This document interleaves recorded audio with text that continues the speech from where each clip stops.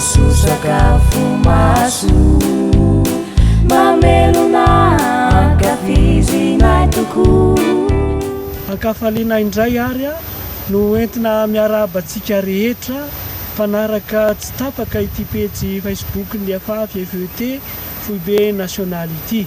Eto moa no sehatra ifampizarantsika ny fiaim-piainan'ny afafy FET manerana ny nosy.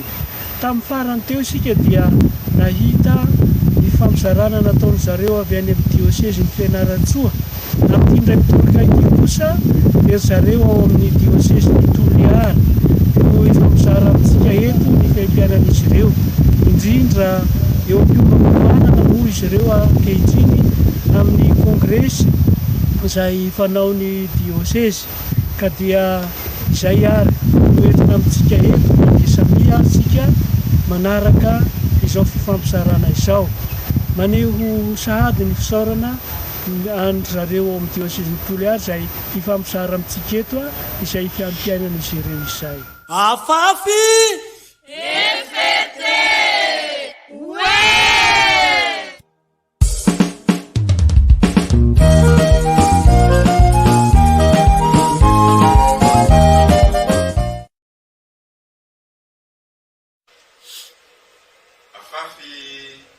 manao akory antsika iaby zahay aty amin'ny diocèse ny Toliara.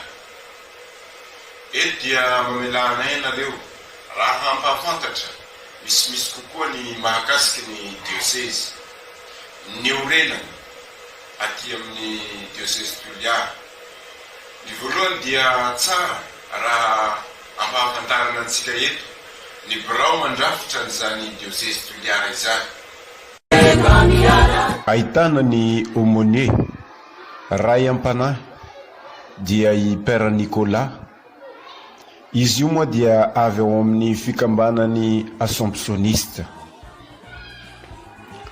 Ary ny zoky ampanahy koa dia Masera Violette sady io ihany no trésorier avy ao amin'ny fikambanandry Masera Sainte Thérèse d'Avenne. Ao ihany koa ny parrain na ny ray-piahy sady mpanampy Monsieur Larry Robert Mera-Louis. Ny président ny afafy Monsieur Gaëtan izay anisany mandrafitra ny birao diocèse ihany koa. Ary ny président ny FET ny diocèse Monsieur José Etienne. Manana vice-président izy dia Andriamatoa Edino. Eo ihany koa ny secrétaire Monsieur Honoré. Ao ny commissaire compte Mademoiselle Chelsea. Misy ihany koa ny solitena any amin'ny vovonan'ny tanoa diocèse Mademoiselle Lorraine. Eo ihany koa ireo conseiller sy ny conseillère Mademoiselle Jocelyne, Monsieur Hersoa ary Mademoiselle Sandraholy.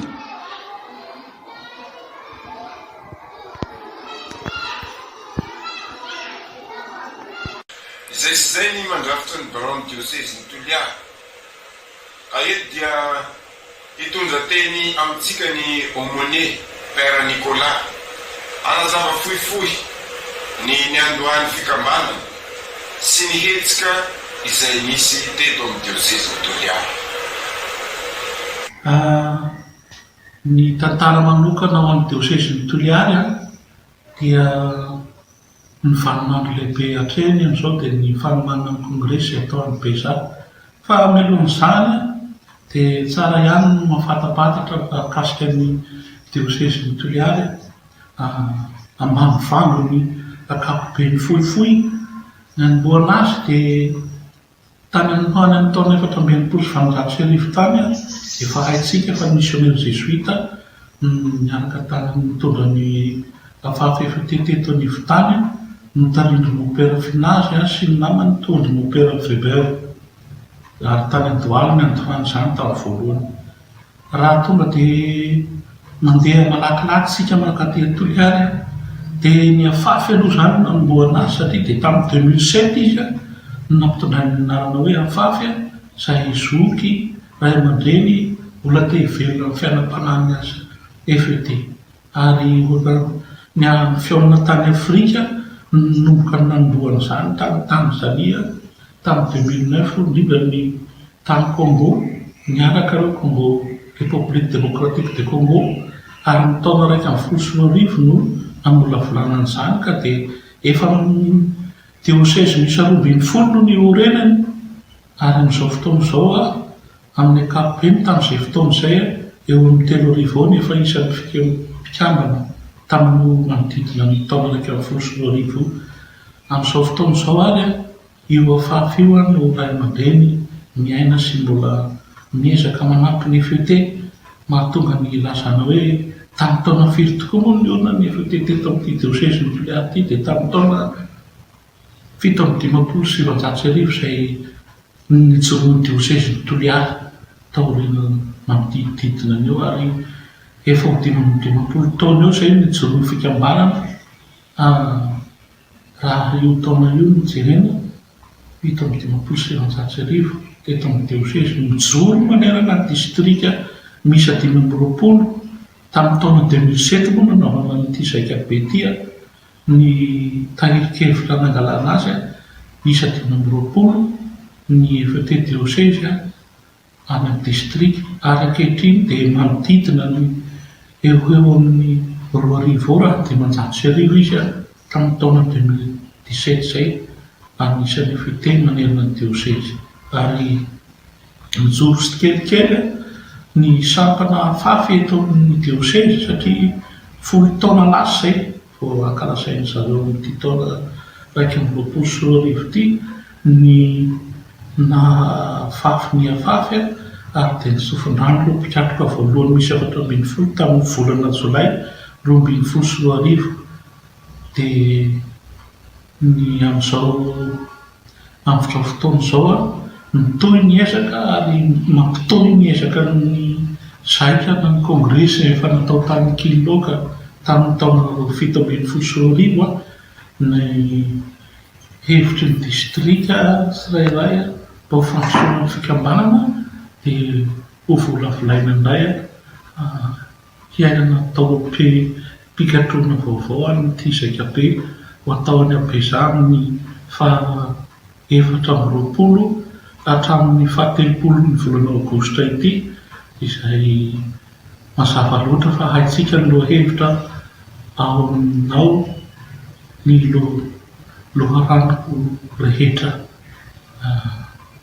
mahavelo bevata amin'izay tantara fohifohy mahakasika ny diocèse ny Toliara izay.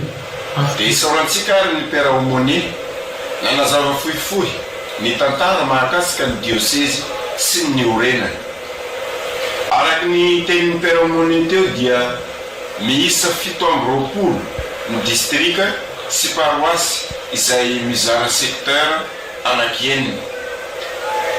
Eto dia tsara ho marina amintsika fa raha ny ara-panahy no jerena dia mahavita récollection intelo isan-taona ny distrika sy ny paroasy, ary manomana la retraite itambarana isan-taona ny diocèse izay tarihiny archevêque son excellence monseigneur Fulgence Rabeoun.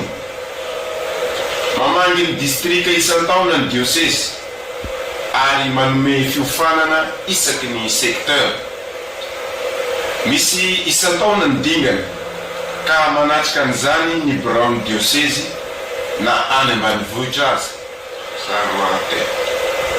Misy ihany koa ny congrès eucharistika izay atao isan-telo taona, ka ny nanomboana azy dia tany amin'ny distrika ny Sakara. Ny nana ary ny faharoa taty amin'ny Toliara ville, ny fahatelo tany amin'ny distrika ny Betiokatsimo, ny fahaefatra natao tany amin'ny distrika ny Ankiloaka, ary ny andehan'ny fahadimy dia hatao amin'ny distrikany Bezaha amin'ny faha 3 ny volana Aogositra ho avy zao. Ireo kongresy ireo tsy maintsy ahitana solontenany nasionaly tonga. Dia izay sy izay ny azo atolotra anareo. Tantara fohifohy momba ny fikambanana fafifeteny dioseziny Toliara. Makasitraka anareo rehetra naharitra ny haino anay hatramin'ny farany. Aftema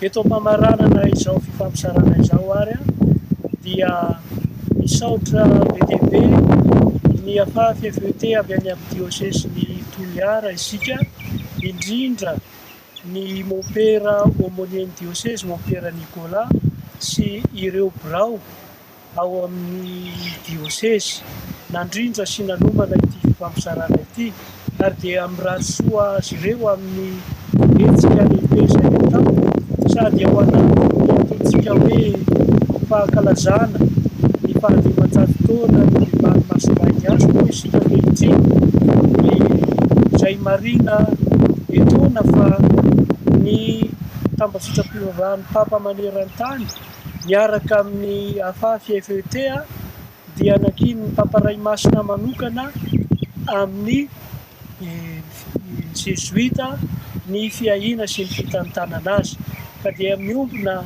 amin'ny fikambanana jesuita manontolo isika afafy FET izay miaina tanteraka ny aim-panahy ny masindainy azy, ka dia mandritra ity atao hoe taona Ignatianina ity isika izay hosokafana ho an'ny eto Madagasikara manokana amin'ny 30 ny volana Jolay izao fetin'ny masindainy azy, amin'io no hanokafana ny taona Ignatianina ho antsika, dia miombona amin'ny fikambanana Jesoa manontolo sy ireo fikambanana masina sy fikambanana relijiosy ary paroasy miaina izany aim-panahy ny masindainy azy izany isika. Herintaona eo no hanamariantsika an'izany, ka ataoko fa izao fampisarana ataon'ny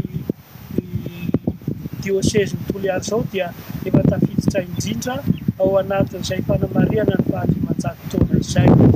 Makasitraka antsika rehetra.